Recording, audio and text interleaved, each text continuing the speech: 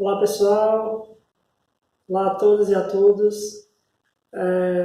Hoje nós iremos dar continuação à nossa disciplina de Psicologia da Educação. Ok? Na última semana eu falei para vocês sobre diversos tópicos, temporalmente até diversas perspectivas ligadas à Psicologia da Educação. Falei sobre o tripé da Psicologia da Educação no sentido de disciplinas que se atrelam a ela, né? Eu falei desse tripé relacionado à Psicologia da Educação, à Psicologia do Desenvolvimento e à Psicologia da Aprendizagem. Ressaltei alguns teóricos centrais para a nossa disciplina, bem como delimitei alguns conceitos para vocês, para iniciar esse nosso debate frente à psicologia da educação e às suas nuances. Hoje, nós vamos iniciar pensando algumas perspectivas filosóficas e pensando também alguns conceitos centrais para um entendimento mais global. Lembram que eu falei de alguns processos ligados ao desenvolvimento e à aprendizagem? Então, hoje nós vamos pensar de uma forma mais específica dessas questões, mas também calcadas, pautadas em aspectos filosóficos, ok? Para iniciar, nós vamos pensar duas correntes filosóficas centrais, duas correntes filosóficas que fundaram, de certa forma, grande parte dos processos de pensamento, das formas de pensamento na história da filosofia. E a saber, são basicamente duas. A teoria inatista, frente aos processos de aprendizagem, e a teoria empirista, ou empirismo, frente aos processos de aprendizagem. Essas duas teorias, essas duas teorias filosóficas, é bom lembrar, elas são centrais na medida em que geram dois patamares que se complementam posteriormente elas se complementam, mas que tomam como base, que são basilares para entender tanto os processos ligados à aprendizagem e ao desenvolvimento, bem como, e consequentemente, a psicologia da educação, que em certa medida, o nosso foco, o centro da nossa discussão aqui na disciplina. Vamos lá.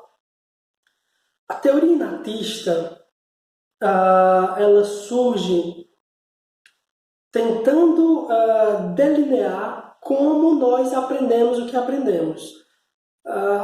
Etimologicamente falando, a palavra inatismo significa aquilo que se dá antes do nascimento, que se forma antes do nascimento.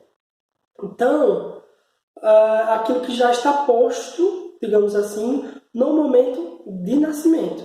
Então, a teoria inatista, ela, por sua vez, ela entende que os processos basilares, os processos básicos da aprendizagem, eles se formam antes desse momento do nascimento. Ou seja, nós já nascemos com uma percepção básica, uma perspectiva básica que vai fundamentar ou sedimentar tudo aquilo que nós aprenderemos em todos os momentos da vida. Ok? Em contraponto a essa teoria, essa teoria que é mais platônica, vamos dizer assim, dos filósofos que mais pensou essa teoria foi o Platão. Em contraponto a isso, existe uma outra teoria, que é a teoria empirista. Okay? Para o empirismo, na verdade, nós nascemos como uma espécie de página em branco. Nós nascemos como algo em branco, uma tábua rasa, como diria um grande filósofo empirista. E a partir dos processos culturais, a partir do desenvolvimento sensorial, motor, a partir daquilo que nós desenvolvemos e das relações que nós estabelecemos durante a vida, é que esse sujeito irá se desenvolver. Então percebam, há uma dualidade aí, uma certa dicotomia entre esses saberes.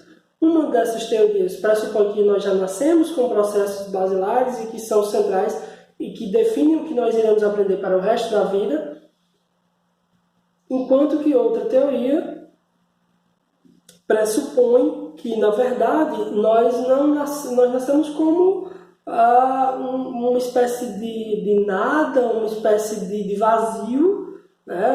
Como eu citei anteriormente, uma tábua rasa, e que nós vamos nos desenvolvendo e vamos aprendendo ao longo da vida. Na aula passada, eu citei também, assim, tendo isso ficado claro, certo? Na medida que vocês tiverem dúvidas, eu ressalto que nós podemos dialogar, debater e sanar essas dúvidas, ok? Então, na aula passada, agora prosseguindo, eu falei de alguns teóricos fundamentais tanto para a psicologia da educação, como para o desenvolvimento, né, para o entendimento dos processos de desenvolvimento, como dos processos de aprendizagem, tendo em vista que estão intimamente ligados, né, entrelaçados. Nesse sentido, um dos teóricos centrais para pensar a questão do desenvolvimento, da aprendizagem e da educação é o Jean Piaget. Jean Piaget foi um psicólogo e foi um biólogo também suíço. Ele era psicólogo e biólogo e nasceu na Suíça. O Piaget, ele tem como, né, norte da disciplina que ele criou, né, uma perspectiva mais cognitivista. Para o Piaget, né, ele criou uma disciplina chamada psicogenética, ou seja, genético, né, no sentido de gênese, de nascimento, né, como o livro do Gênesis, né, o início. Então, ele tentou, a partir da sua psicogenética, entender os primórdios, o início do psiquismo, dos aspectos psicológicos.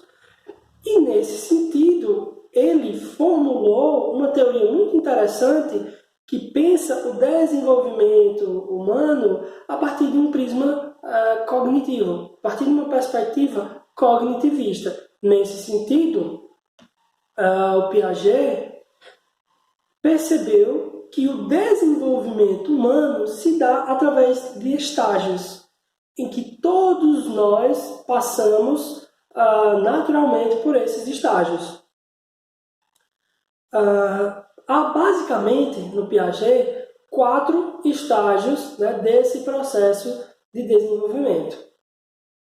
Há o estágio sensório-motor, há o estágio pré-operatório, há o estágio operatório concreto e há o estágio operatório formal, né? Os estágios ligados à sensação e à percepção, ligados a essas operações, tanto concretas como formais, né? A forma como o sujeito opera no mundo, opera em si e opera no mundo. Operar no sentido de agir, certo, pessoal? Então, hoje, né, eu vou citar para vocês os períodos em que nós passamos por cada um desses estágios e nós focaremos em alguns conceitos ligados a esse primeiro estágio de desenvolvimento no Piaget, que é o estágio sensório-motor. Ok? É importante, de início, ressaltar que em cada um desses estágios, né, o que se dá é que o pensamento se organiza de uma maneira específica. Em cada estágio do desenvolvimento, há uma organização simbólica do pensamento específica. Ok?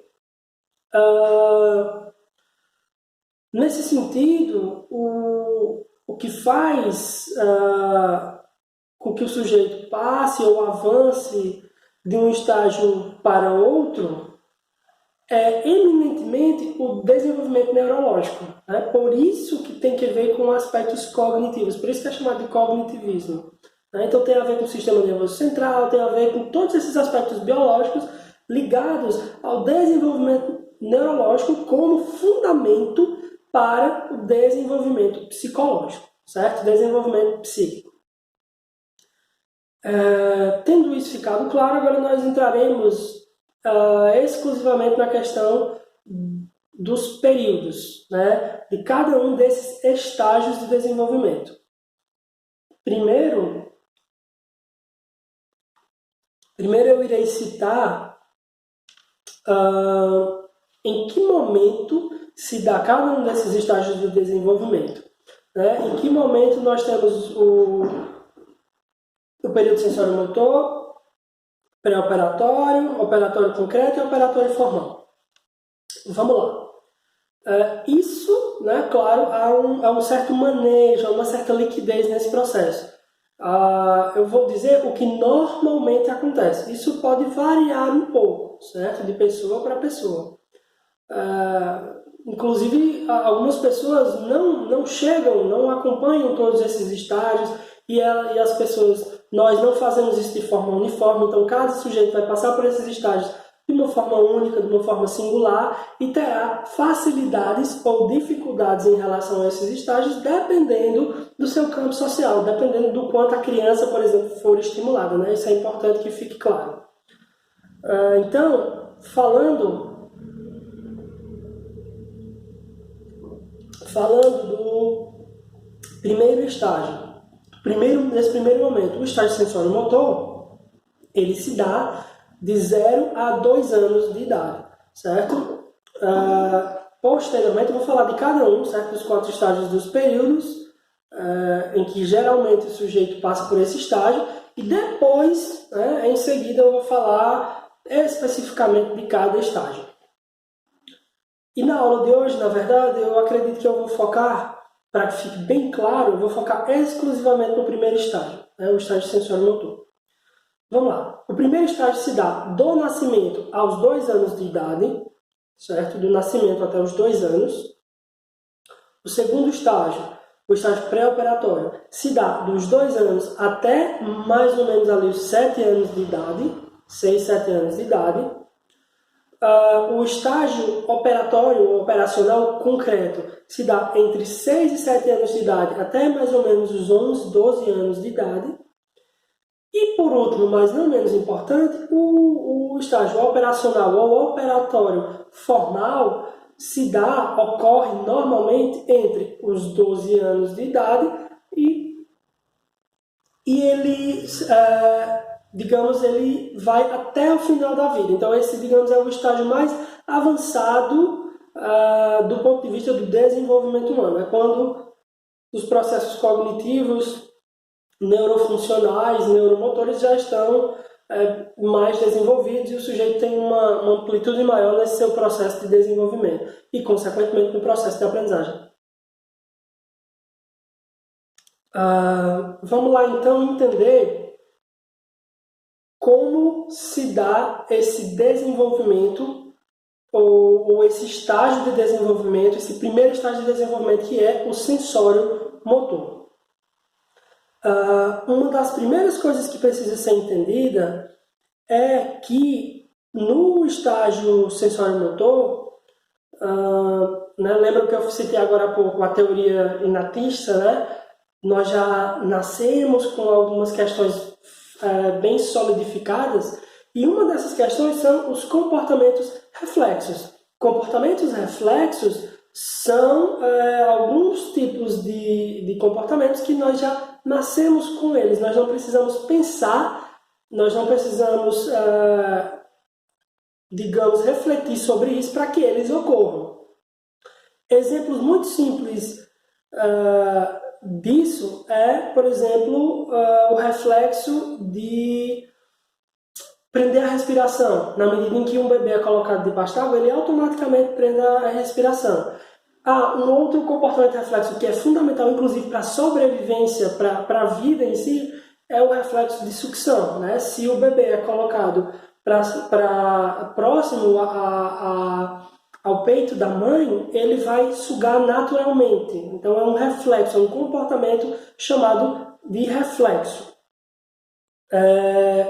Então, basicamente, são esses dois exemplos já dão uma ideia interessante para vocês do que seria esse tipo de comportamento. Além disso, no período sensório-motor, nós temos, agora avançando um pouco mais, respostas biológicas automáticas. Né? Essas respostas biológicas automáticas têm a ver com, por exemplo, o controle dos esfíncteres. Né? A criança ela não controla, por exemplo, a questão dos fluidos que entram e saem dela.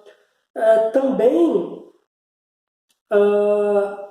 o período sensório-motor ele é muito importante, acompanhado desses comportamentos reflexos, para focar, ter como foco a garantia da sobrevivência. Né? A partir do momento que o bebê tem esses comportamentos reflexos, em que está tudo corretinho, é mais simples de questão de alimentação e questão de sobrevivência. Prosseguindo, né, isso se dá no nascimento, mas nós somos seres dinâmicos, nós vamos aprendendo aos poucos. E, por exemplo, nós da espécie humana, com alguns poucos meses, nós já conseguimos emitir alguns comportamentos mais voluntários. Por exemplo, e esses comportamentos voluntários, eles comumente são voltados ao corpo, sobretudo a oralidade, ou seja, colocar o dedo na boca é muito comum para determinadas crianças, tendo em vista que esse colocar o dedo na boca, colocar a mão na boca, ele tem que ver com a forma como essa criança tem para aprender o próprio corpo e, inclusive, posteriormente, aprender o mundo, na medida em que depois essa criança também vai pegar objetos e colocar na boca. Ou seja, isso é central. A criança, ela tateia o mundo inicialmente através da boca. Posteriormente, isso vai mudar. Por que isso vai mudar? Porque outras questões vão surgindo. Eu espero que tenha ficado claro até aqui, né, a apresentação de todos esses conceitos. E ainda há um conceito muito importante que eu quero ressaltar para vocês. A partir do momento que essa criança passa dessa oralidade de si, né, de conhecer o próprio corpo, de tatear o mundo com a boca, né? Ela tateia o próprio corpo com a boca, colocando a mão na boca, o pé na boca, ela vai começar a tatear os objetos do mundo. E como eu citei, isso se dá de início, nos primeiros meses de vida, através da boca. Nesse momento, a partir dessa perspectiva de que ela começa a tatear os outros objetos, vai surgir para o Piaget uma questão muito interessante, que é a questão da permanência do objeto.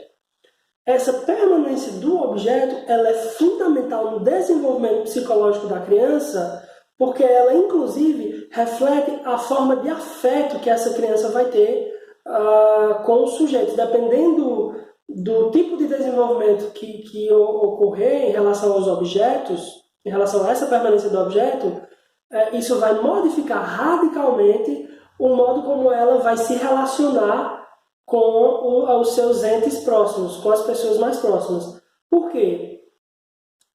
A permanência do objeto tem a ver com... a noção de permanência do objeto tem a ver com a percepção de que um objeto que sai do campo de visão, que sai do campo de apreensão dessa criança, que ela possa tatear e que ela possa ver, esse objeto ele pode desaparecer, mas isso não quer dizer que ele sumiu completamente. O que eu estou querendo dizer com isso? Inicialmente, a criança, para a criança, todo aquele objeto que não está no campo de percepção dela, simplesmente desapareceu, simplesmente deixou de existir.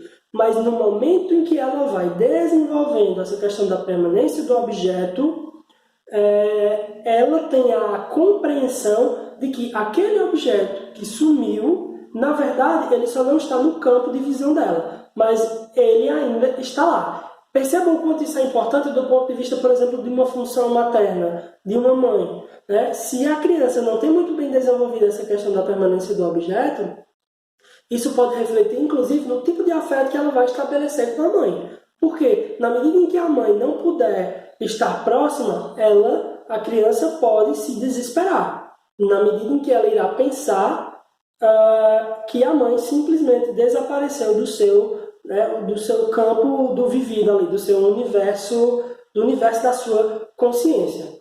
Ok? Então, pessoal, esses são assim, as questões básicas para a gente pensar o primeiro estágio do desenvolvimento na psicogenética piagetiana, certo? Na medida em que nós formos desenvolvendo esses estágios, nós iremos debater, inclusive, alguns mitos sobre o Piaget. Existem algumas perspectivas que foram mal colocadas sobre a teoria piagetiana, de como que ela não considerasse, por exemplo, o campo social, enfim, dentre outros mitos, certo? Então, na medida em que nós estamos desenvolvendo esses estágios, eu vou debatendo com vocês e nós vamos refletir sobre cada uma dessas perspectivas e vamos entender esse teórico tão interessante e tão incrível que é o Jean Piaget. Eu espero, eu vou encerrar nossa discussão por aqui,